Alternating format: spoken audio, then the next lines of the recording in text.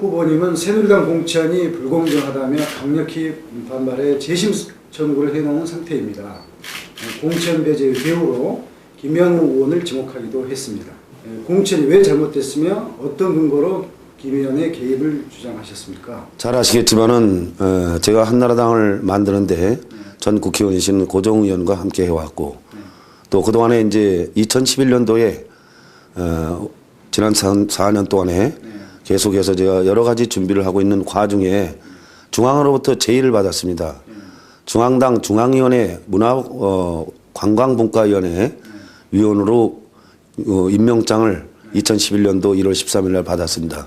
받았는데도 불구하고 김영우 의원은 뒤에서 이거를 철회시켜달라고 중앙당에다 요구를 했습니다. 그 다음에 경기도 도당에다가 여기 현직 의원을 비롯해서 또 당직자를 통해서 입당을 못하게 제재하는 그런 역할을 줄곧 해왔습니다. 다시 말하자면 김영우 의원의 최고의 경쟁 상대자인 저를 제거하면은 수월하게 19대 총선에서 이길 수 있다라는 이런 그 생각에서 했다라는 것이 충분히 나왔고 이후에도 이번 공천심사에서 여론조사에서도 실제적으로 제가 김영우 현 의원보다 상당히 높은 지수에 있었습니다.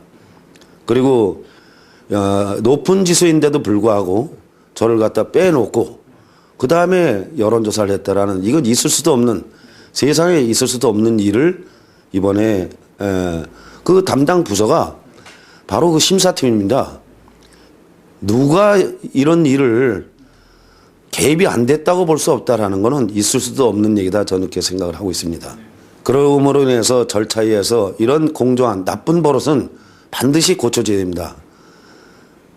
재심 청구를 제가 중앙에 요구를 해놨고 두 번째는 법적으로 법원에다가 공천심사 가처분 신청을 반드시 내서 이번 총선 이후에라도 이런 일이 절대로 있어서는 안 된다. 공정한 경기를 할 수 있는 그런 정치인이 되고 법과 질서를 갖다 잘 지키는 그런 정치인들이 되겠다라는 그런 각오 속에서 진행되고 있다는 말씀을 드리겠습니다. 아무래도 선거를 치른 데 있어서 양당 후보자에 비해 어려움이 많지 않겠습니까?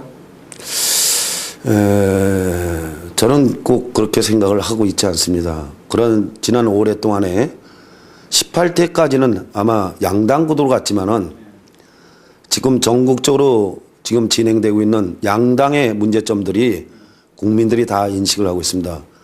서울시장도 무소속에 당선되고 우리 이 주변에서도 서장원 시장을 비롯해서 또 이런 이준호 전 군수나 뭐 이런 많은 분들이 무소속으로 당선된 바도 있습니다.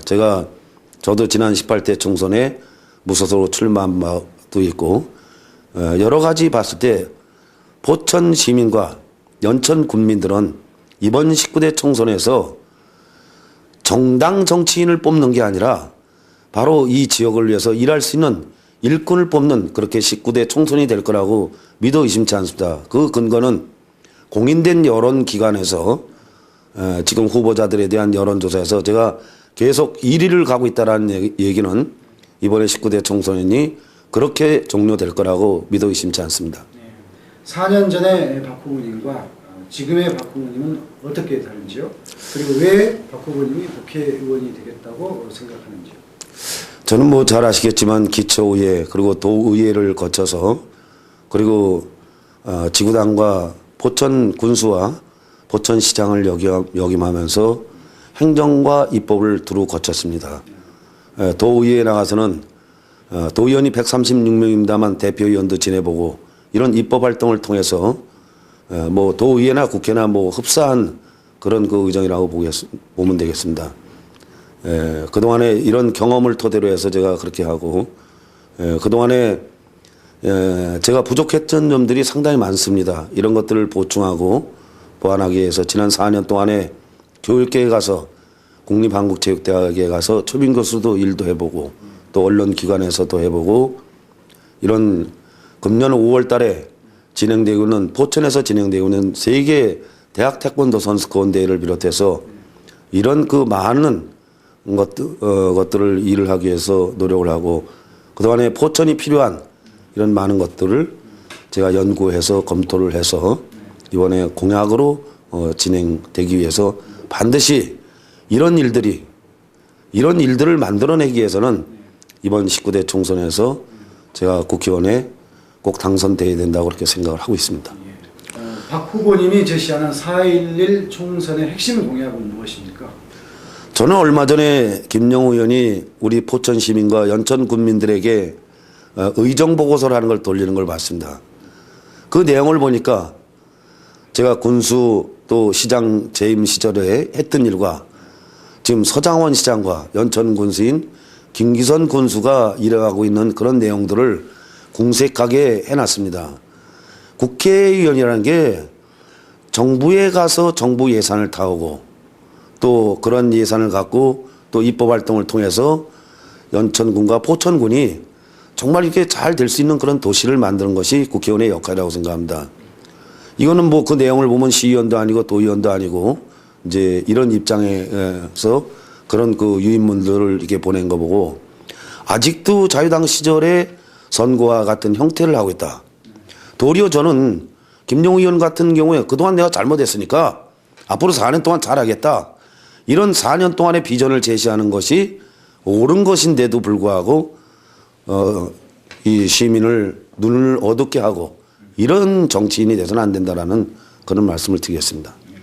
이번 총선에서 이 국회의원이 할 수 있는 일은 도시의 인프라를 구축하는 문제, 교통 문제라든가 이런 전반적인 교육 문제라든가 이런 환경 문제라든가 그리고 연천도 역시 마찬가지다. 이런 교통 문제 이런 것이 돼야지만이 이 도시가 다른 도시에 비해서 성장할 수 있는 그런 기회가 될 것이라고 생각합니다.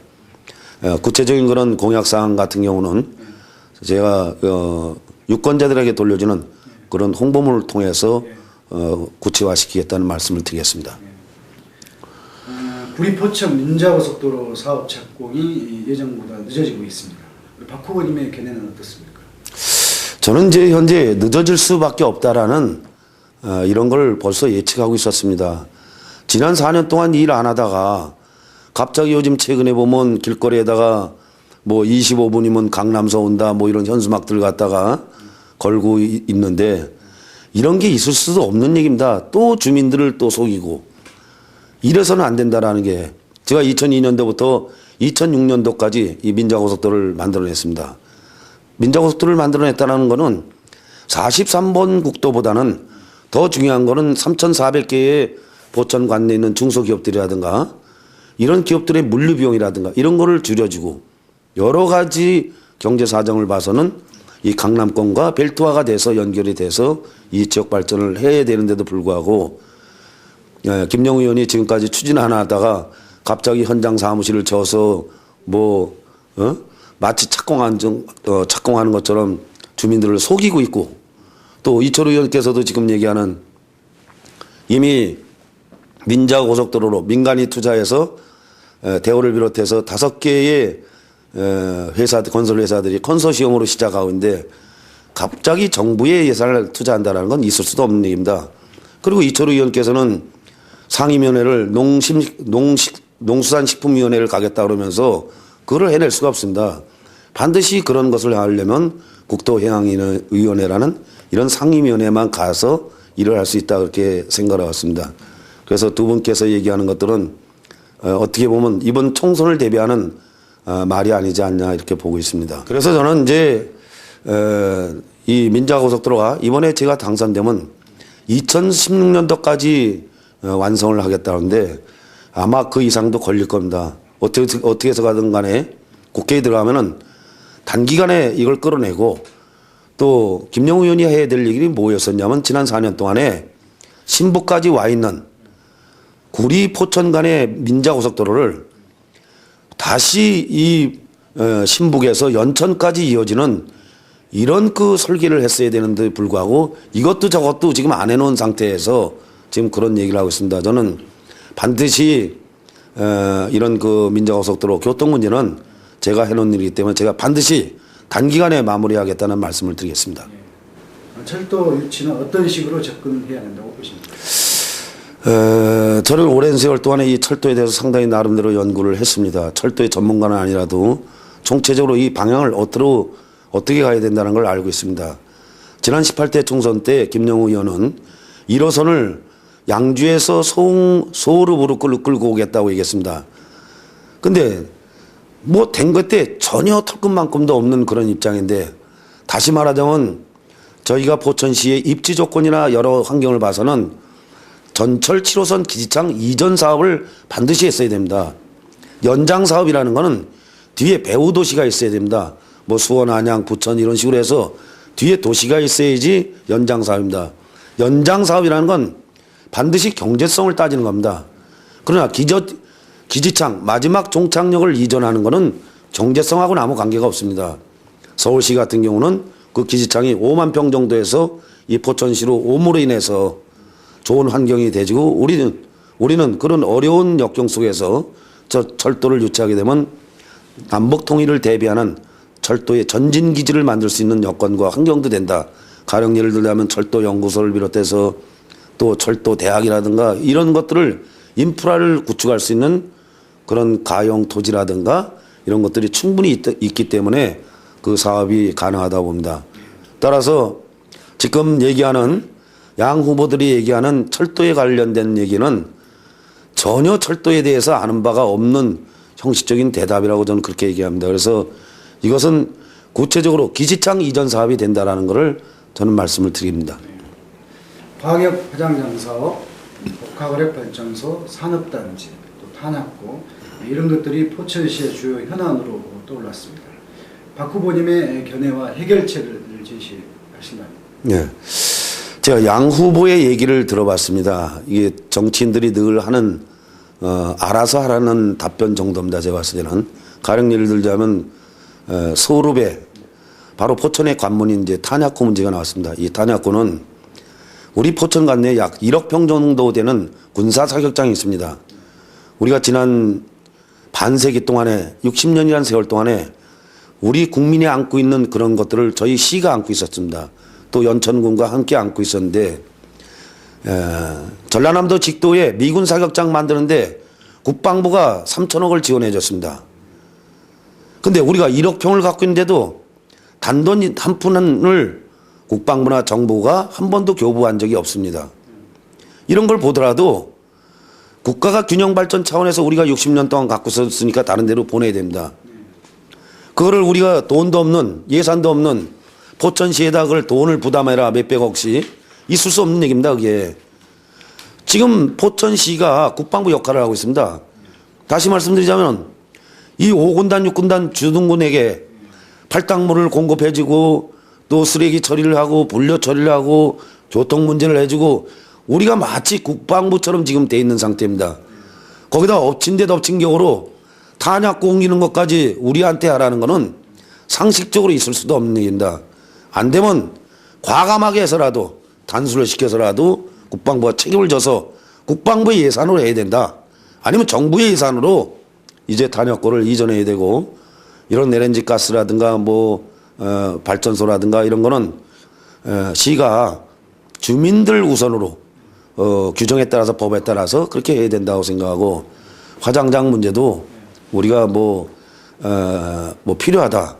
필요한 것이 중요한 게 아니라 지금 더 중요한 거는 8개 시군에 있는 다른 시군에서 하지 않겠다라는, 왜 화장장을 하려고 하는지 전 도대체 이해를 못하겠다. 그래서 우리 시민이 필요로 하는 그런 화장장 같으면 이해를 하지만은 다른 시군까지 이 화장장을 끌고 들어온다는 건, 살아있는 사람이 들어와야 되는 도시가 죽어있는 사람들이 들어오는 그런 도시로 우리가 전락돼서는 안 된다랍니다. 그래서 저는 분명히 반대 의사를 제가 말씀을 드립니다. 산업단지는 잘 아시겠지만은 포천시가 서울시 한 1.4배 정도가 넓은 지역인데, 서울읍이나 또 군내나 이런 포천동 이런 데는 이런 산업과 교육이 발전하는 도시가 돼야 되고, 그 다음에 산업단지는 제가 재임 시절에 신평산업단지 그리고 봉화골 산업단지 이런 것들을, 화연 가구단지 이런 것들을 종합적으로 만들었는데, 이번에 그 산업단지를 갖다 시내 한복판인 저 군내면에 갖다가 산업단지를 만듭니다. 예를 들자면은 지금 서울로 얘기하면 종로, 을지로, 태계로에다가 산업단지 만드는 거와 똑같은 얘기입니다. 산업단지는 바로 외곽 지역에서 할 수 있도록 그렇게 하고 그래야지만이 지역이 균형 발전할 수 있는 그런 기회가 될 거라고 보고 있습니다. 예. 행정구역 개편과 관련해서 박 후보님은 포천시가 인근 지자체와 통합을 해야 한다고 보시는지요? 제가 이제 이번에 다른 후보들의 말씀하신 내용을 내가 들어봤습니다만은 그거는 또 상식적으로 또 우유부단하게 또 답변을 했습니다. 이것도 아니고 저것도. 근데 제가 봤을 때는 정부의 예산을 받고 안 받고 통합하는데 가장 첫 번째 이 통합하는 데 기준은 그 지역의 주민들이 원하느냐. 그 다음에 광역이란 도시의회에서 이 승인을 해줘야만이 이 가능한 사업입니다. 그래서 가령 예를 들자면 철원 군민들이 제가 알기로는 약 한 85% 이상 경기도로 통합됐으면 좋겠다라는 그게 철원 군민들의 의견입니다. 국민은 어디 가서나 경기도면 이런 광역에 의해서 좌지우지 되는 게 아니라 국민이 잘 먹고 잘 살 수 있는 게 정부가 해야 될 일이다 이렇게 생각합니다.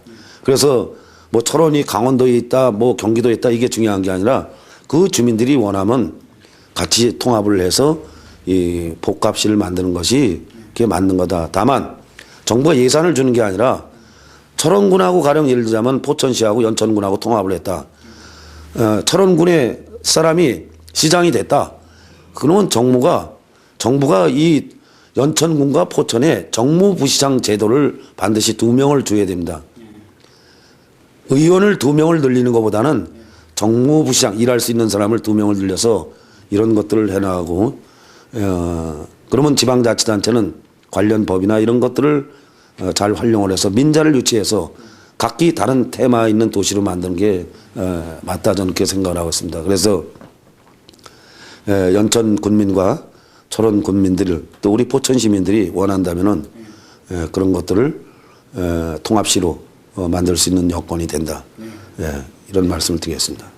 초선 의원이 된다면 낙후된 지역 발전을 위해서 어떻게 힘을 발휘해 나갈 생각이신지요? 지난 반세기 동안 이렇게 보면은 우리가 정말 힘 있는 국회의원도 많았습니다. 제가 굳이 말씀을 안 드려도. 그리고 역대 국회의원들, 김영우 의원은 대통령이 보내서 왔습니다.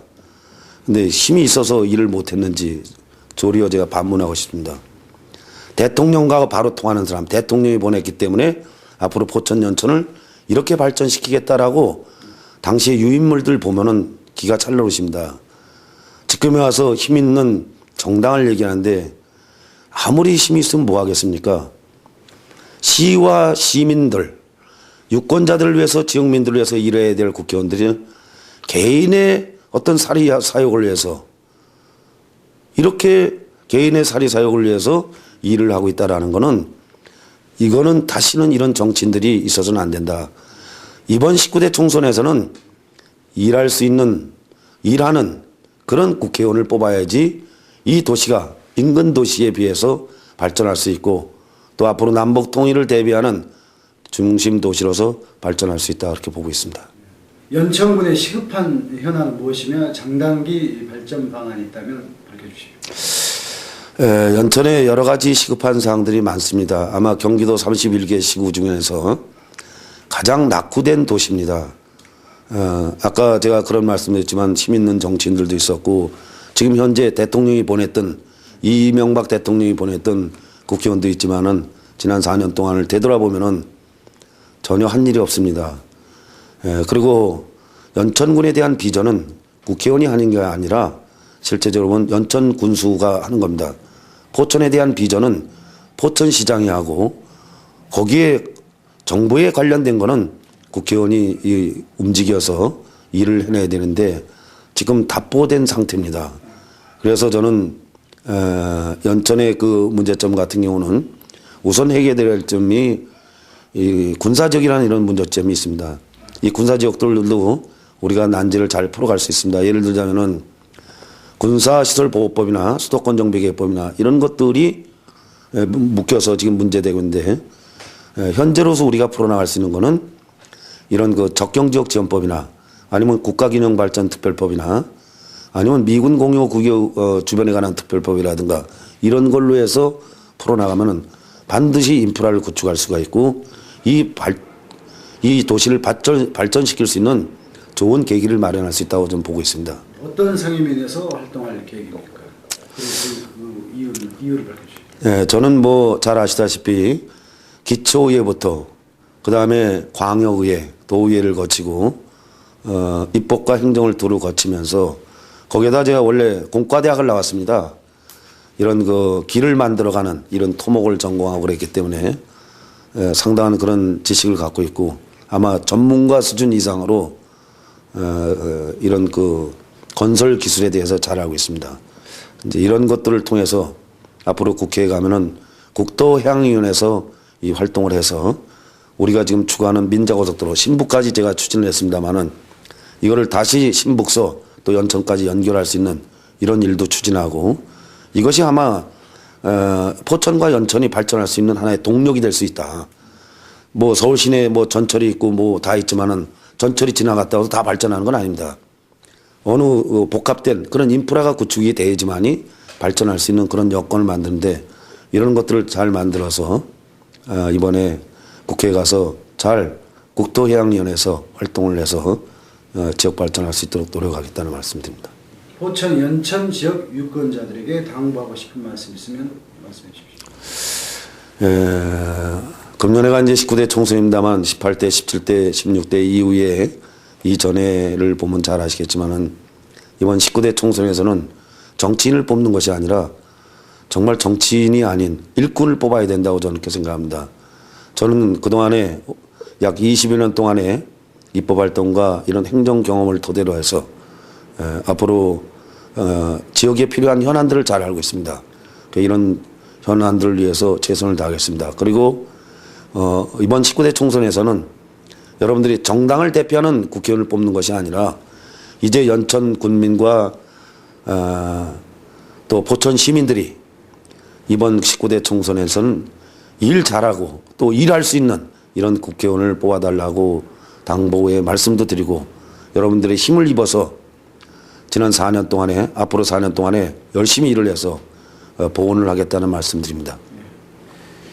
바쁜 선거 일정에도 이렇게 인터뷰에 응해 주셔서 감사드립니다. 감사합니다.